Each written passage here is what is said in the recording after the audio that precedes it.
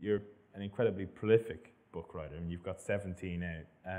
Your latest book, Dead Gods. That's the 27 Club is this out was for release. the only copy. Yeah. In terms of Dead God, the 27 Club, it's kind of an interesting phenomenon. It's kind of almost, in terms of the characters that are involved in it and the manner in which it's almost mystical. I think there's almost kind of there's a kind of a mystic link between the 7 people in the book. Well, they're all dead for a start. But it's Amy Winehouse, Kurt Cobain, Brian Jones, Jimi Hendrix, Janis Joplin, Jim Morrison, and Robert Johnson. And so that's 7 people, which is a kind of as an archetypal number in itself.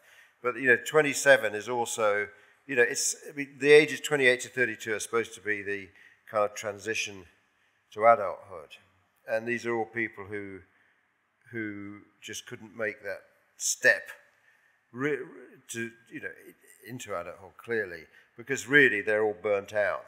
They're all damaged in one way or other in childhood.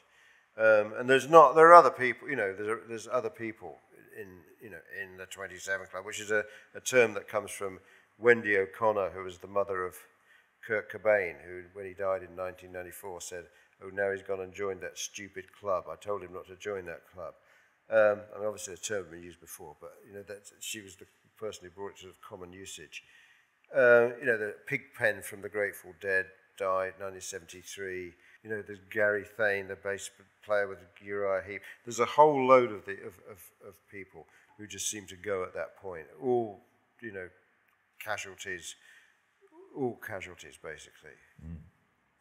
Kind of burnt out, or yeah, burnt out, or mismanaged, or a bit of it, or a bit of a lot of these people, you feel no one's really keeping an eye on them. What's really going on here? Because they're kind of kids, they're kids.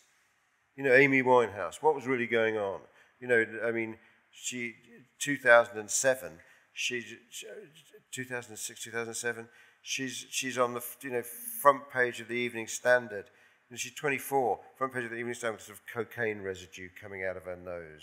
She's got pictures of her with crack pipe. She's a kid. What's going on here?